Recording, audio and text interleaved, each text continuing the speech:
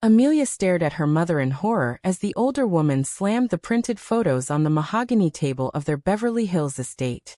"You have to end it with Emma immediately, or the investors will pull out and your father will lose the company he's built for 30 years, her mother said, her voice cold and unyielding. The words cut through Amelia like a knife, the main conflict exploding in her face, right there in the sunlit study where she had grown up believing family came first.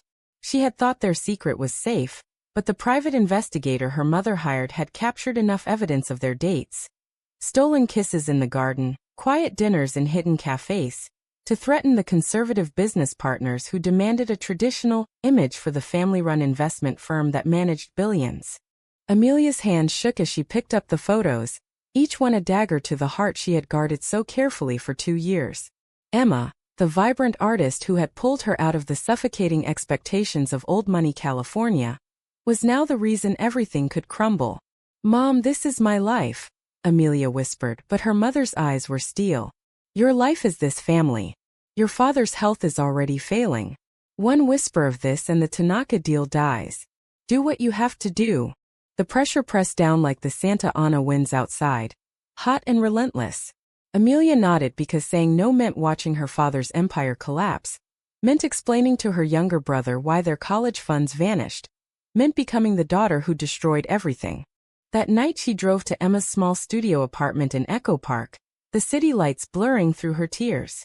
Emma opened the door smiling, paint still on her fingers, but the smile died the moment she saw Amelia's face. "What happened?"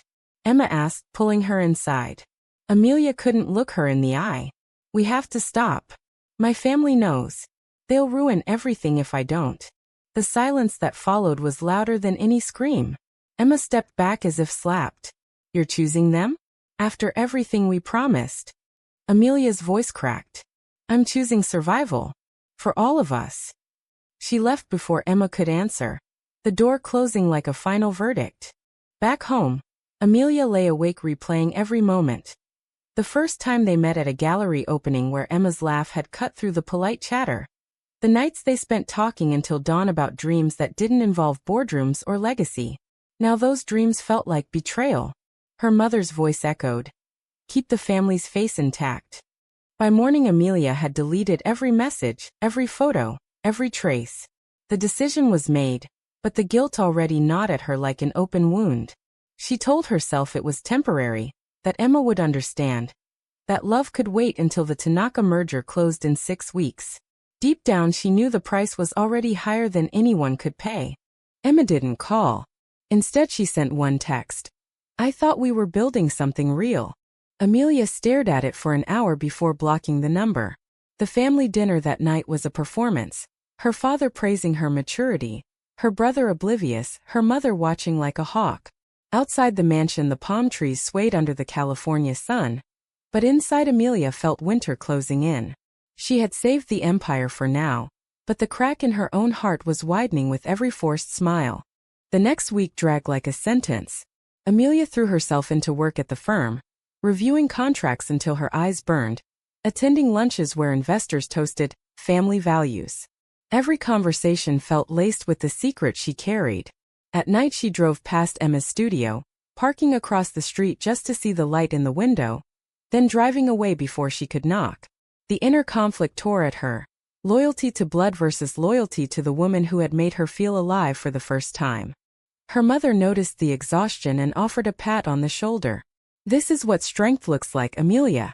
You'll thank me one day." But Amelia only felt hollow. Emma, meanwhile, wasn't waiting. She poured her pain into new paintings, bold reds and jagged lines that screamed what words could not. Friends asked what happened, but she only shook her head. The betrayal stung deepest because Amelia had chosen the very world that had always looked down on people like them. Still, Emma kept one photo hidden in her sketchbook, the two of them laughing on the beach at Malibu, wind in their hair, before the world demanded payment. By the end of the month the Tanaka deal was signed. Amelia's mother hosted a celebration at the estate, champagne flowing under string lights. Amelia smiled for the cameras, but inside she counted the days until she could breathe again. She told herself the sacrifice was worth it, that Emma would move on, that the family's empire was safe. Yet every toast felt like swallowing glass. The price was paid, but the ledger was far from settled. Emma stood in front of her easel at 2 a.m., brush trembling as she layered black over the canvas. The breakup text from Amelia still burned in her mind like a brand. "We have to stop." 3 words that erased 2 years of stolen weekends, whispered promises, and the quiet life they had started building away from prying eyes. She had believed Amelia when she said their love was stronger than old money expectations. Now the truth was clear. Love had a price tag, and Amelia had paid it with Emma's heart. She wiped her eyes and kept painting. The piece was called Invisible Chains, a portrait of 2 women reaching for each other while golden handcuffs dragged one away. Art had always been her escape, but tonight it felt like revenge. Friends at the gallery texted asking why she looked wrecked. She answered with emojis and silence. No one knew the full story. No one knew how Amelia had once traced constellations on her back and promised forever. Across town, Amelia sat in her corner office at the firm, staring at the sign to knock a contract. The numbers glowed green on her screen. Security for her father's health, her brother's future, the family name. Yet every zero felt like a zero in her own life. She had blocked Emma to make the cut clean, but the silence screamed louder than any argument. Her mother checked in daily, praising her sacrifice, but the praise tasted like ash. The first crack appeared on a Tuesday. Amelia's phone buzzed with an unknown number. She almost ignored it, but something pulled her to answer. Emma's voice came through, steady but raw. "I deserve to hear it in person. Meet me at the Overlook." Amelia's pulse hammered. She knew she should delete the message, but the need to see Emma one last time overpowered logic. She drove to the Griffith Observatory Overlook at dusk, the city spreading below like a glittering lie. Emma was already there, arms crossed against the chill. "You didn't even fight for us," she said the moment Amelia stepped out of the car. The confrontation was immediate, words flying like sparks. Amelia tried to explain the investor threats, the investigator photos, her father's fragile heart. Emma listened, then laughed bitterly. "So I'm the scandal that could topple an empire? Nice to know my worth." Tears streaked both their faces under the orange sky. Amelia reached for her hand but stopped short. "I still love you," she whispered. Emma stepped back. Love doesn't hide. Love doesn't delete numbers and pretend nothing happened. They stood in silence as the city lights blinked on. Amelia felt the moral weight crushing her. Duty versus desire, tradition versus truth. Emma's eyes searched hers for any sign of regret. "If you walk away now, don't ever come back." Amelia turned toward her car, each step heavier than the last. The drive home blurred with guilt. She had chosen the family again, but the victory felt like defeat. Inside the mansion, her mother waited with fresh champagne. "The board is thrilled. You did the right thing." Amelia forced a smile, but inside the conflict raged. She replayed Emma's words all night. The next morning she found a new painting delivered anonymously to her office. A small canvas of 2 hands almost touching, the space between them filled with shattered glass. No note, just the image that said everything. Work became her armor. She buried herself in meetings, but every contract reminded her of the price. Her brother noticed the change and asked if she was okay. She lied. Her father, recovering from his latest checkup, patted her shoulder and said, "Proud of you, kid. Family first." The words should have comforted her. Instead, they tightened the noose. Emma, meanwhile, started receiving strange calls, reporters asking about the Montgomery family's private life. She hung up each time, but the questions planted seeds of dread. She had no idea the hidden security cameras her own building manager had installed for safety had captured their final meeting at the Overlook. The footage was grainy but clear enough. 2 women arguing, tears, the almost touch of hands. Someone had sold the clip to a gossip site for quick cash. Amelia didn't know yet. She only felt the growing dread like a storm on the horizon. The family dinner that weekend was tense. Her mother kept glancing at her phone. When the first news alert pinged, Montgomery heiress caught in secret romance, the table went silent. Amelia's mother turned white. The leaked camera footage was already trending. The empire they had saved was about to burn. The video spread like wildfire across social media by morning. Grainy but unmistakable. Amelia and Emma at the Overlook, voices raised, the intimate history visible in every gesture. Comments flooded in. Some supportive, most vicious with slurs and calls for boycott. Investors pulled funding before noon. The Tanaka partners sent a terse email citing reputational risk. Amelia's father clutched his chest in the boardroom, the stress triggering another episode that landed him in Cedars-Sinai.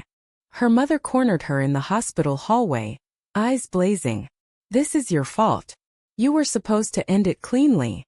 Amelia stood frozen, the betrayal now public. She had sacrificed everything, yet the camera, installed months earlier for estate security and somehow hacked, had captured the one meeting she thought was private. The footage didn't show anything explicit, just raw emotion. But in their world, emotion was enough to destroy billions. Emma saw the clip on her feed and felt the world tilt. She hadn't known about the camera. The violation hit harder than the breakup itself. Reporters camped outside her studio.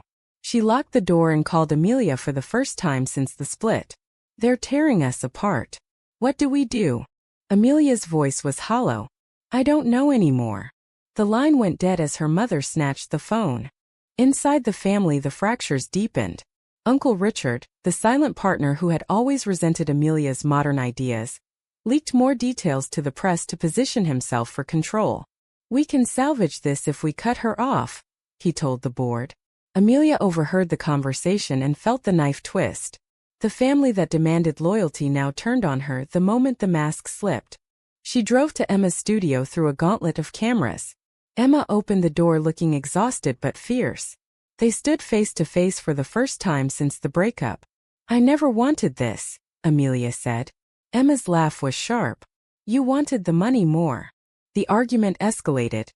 Accusations of cowardice, of selfishness, of love that was never strong enough. Yet beneath the anger was the old pull.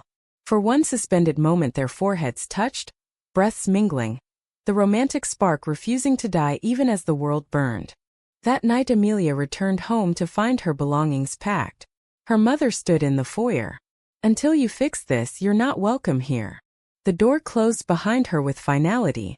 Amelia sat on the curb under the streetlights, the empire she had protected now rejecting her. Inner voices warred. Had she been right to protect them? Or had protecting them betrayed the only real thing in her life? Emma, alone in her studio, stared at the painting she had started the day of the breakup. She added one more stroke, a thin gold line connecting the two figures. The gesture felt like defiance. Friends offered couches, but she stayed, determined to face the storm. The societal prejudice that had forced Amelia's hand now targeted her too: hate mail, cancelled commissions, whispers at galleries. She refused to hide. By week's end the firm had lost 3 major clients. Stock plummeted. Amelia's father stabilized but refused to speak to her. Uncle Richard pushed for a public statement disowning the lifestyle choice. Amelia drafted the statement in a cheap motel room, then tore it up. The moral dilemma crystallized. Sign and save what remained, or refuse and watch the rest burn. She chose the latter. The confrontation with her mother came at the hospital cafeteria. "You're destroying everything we built," her mother hissed. Amelia met her eyes. "You destroyed us first by making me choose." The words landed like the final crack in the foundation. Outside, protesters gathered with signs both condemning and supporting. The family name was now synonymous with scandal, and the price was steeper than anyone had calculated. Emma texted one line. "I'm still here if you're ready to fight." Amelia stared at it until the screen blurred. The decision loomed. Return to the wreckage of family loyalty or step into the unknown with the woman she had hurt most. The tension coiled tighter, every choice carrying irreversible cost. Amelia stood in the motel parking lot at dawn, duffel bag at her feet, watching the sun rise over the Hollywood Hills. The leaked footage had morphed into nightly news segments dissecting the Montgomery lesbian scandal. Sponsors fled. The family trust was frozen pending lawsuits. Her brother sent a single message. "Dad's asking for you but Mom says no." The betrayal inside the family cut deepest. Uncle Richard was already courting new investors, framing himself as the savior. She drove to Emma's studio without calling first. Emma opened the door in paint-splattered overalls, surprise flickering across her face. "You came." They didn't speak at first. Amelia stepped inside and the door closed, shutting out the flashing cameras outside. For the first time in weeks they talked without ultimatums. Emma described the hate mail, the lost gallery shows, the way strangers now recognized her face. Amelia shared the hospital scenes, her mother's cold dismissal, the empire crumbling in real time. The shared pain forged a fragile bridge. Yet trust was fractured. Emma asked the question that haunted them both. If the cameras had never leaked, would you still have stayed away? Amelia's silence was answer enough. The inner conflict resurfaced. Had her love been conditional all along? Emma turned away, but Amelia caught her hand. I was wrong. I'm here now, no matter what it costs. The moment stretched, romantic and raw, two women choosing each other again amid the ruins. Outside, the media frenzy intensified. A rival firm offered Amelia a job if she publicly denounced her family. She refused. Instead, she released her own statement. I will not apologize for loving Emma. The real scandal is a family that demanded I erase myself. The backlash was immediate. Death threats mixed with messages of support from strangers. Her mother called screaming, "You've killed us all." Amelia hung up and felt something shift inside. The awakening had begun. Emma's studio became their sanctuary. They cooked simple meals, painted together, talked through the nights about the societal pressures that had forced the original breakup. Emma sketched Amelia's face over and over, capturing the new determination in her eyes. The relationship rebuilt slowly, each honest conversation repairing a crack. Yet the cost followed them. Emma's landlord gave notice, citing negative attention. Amelia's bank accounts were still frozen. Uncle Richard scheduled a press conference claiming the family was moving forward without division. Amelia crashed it with Emma at her side. Cameras rolled as she stood at the podium uninvited. This family chose image over truth. I choose truth. The room erupted. Her mother's face on the live feed went pale. Security escorted them out, but the damage was done. The firm's remaining investors pulled the final plug. That night in the studio, Amelia and Emma sat on the floor surrounded by canvases. We lost everything, Amelia said quietly. Emma leaned against her. We found each other again. That's not nothing. The romantic moment was quiet, hands intertwined, but the weight of consequences pressed down. Amelia's phone buzzed with news. The estate was heading to foreclosure. The price of her awakening was the total collapse of the world she had been raised to protect. Societal judgment poured in from all sides. Conservative outlets called her selfish, progressive ones hailed her as brave. The moral gray area blurred.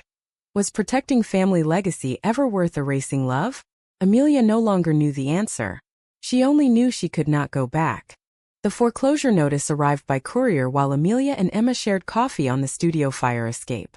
The Montgomery estate, 3 generations of wealth, would be auctioned in 30 days. Amelia read the letter twice, the reality sinking in like lead. Everything her grandparents had built, her father's lifetime of work, reduced to auction paddles and strangers' bids. Emma set her mug down. We'll figure it out together. But Amelia heard the strain in her voice. The pressure was now on both of them. Reporters camped permanently outside the studio. Emma's art sales had stopped completely. She took a night job at a coffee shop to pay rent, coming home with paint under her nails and exhaustion in her eyes. Amelia searched for work, but every interview ended the same. Your name is radioactive right now. The societal prejudice they had feared was no longer abstract. It was their daily reality. A surprise visit from her brother changed everything. He arrived at midnight, slipping past the cameras. Dad wants to see you. Mom's out of town. Amelia hesitated, then went. At the hospital, her father lay thin against the pillows. I'm sorry, he whispered. I should have fought for you sooner. Tears fell for the first time in weeks. He pressed a small key into her hand. Safe deposit box. Use it. The gesture was reconciliation and farewell. Doctors had given him months.